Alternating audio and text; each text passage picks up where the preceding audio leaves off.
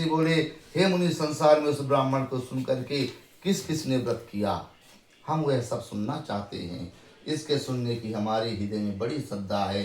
सूत जी बोले, हे मुनियों, जिसने इस व्रत को किया है वह सुनो। एक समय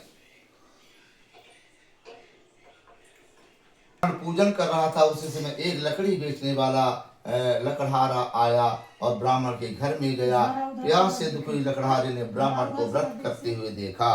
ब्राह्मण को नमस्कार कर बोला, आप यह क्या कर रहे हैं? इससे करने से क्या लाभ मिलता है, विस्तार से कहो। ब्राह्मण बोला, यह सब कामनाओं का पूर्ण करने वाला सत्यनारायण का व्रत है। उसी की कृपा से मेरे यहाँ धन धान्य की वृद्धि हुई है। इससे इस व्रत के विषय में जानकर लकड़हारा बहुत प्रसन्न हुआ और चला गया।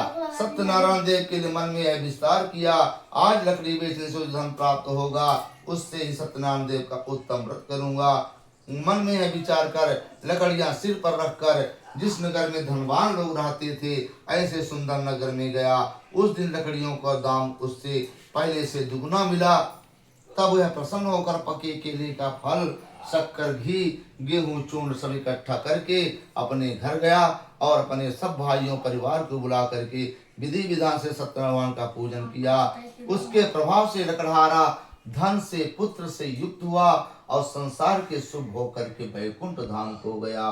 बोले सत्यनारायण भगवान की जय। शिवन नारायण नारायण नारायण, लक्ष्मी नारायण नारायण नारायण, भगवन नारायण नारायण नारायण, सत्य नारायण नारायण नारायण।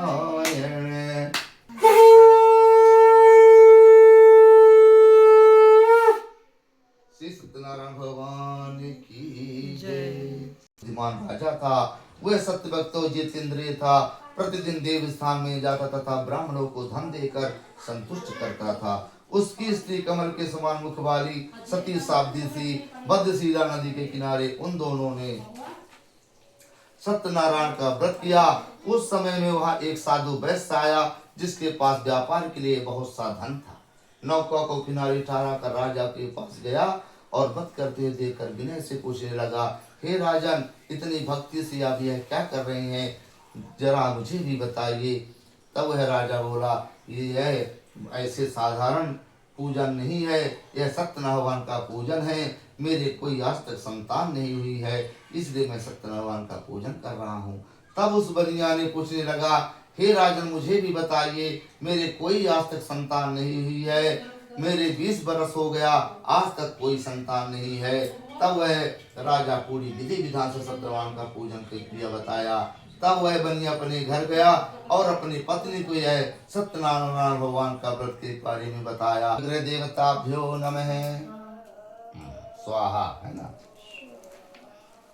ओम विश्वसे नमः, ओम विष्णवे नमः, ओम प्रभवे नमः, ओम प्रभवे नमः, ओम ईश्वराय नमः, ओम संभवे नमः, ओम संभवे नमः, ओम आदित्याय नमः।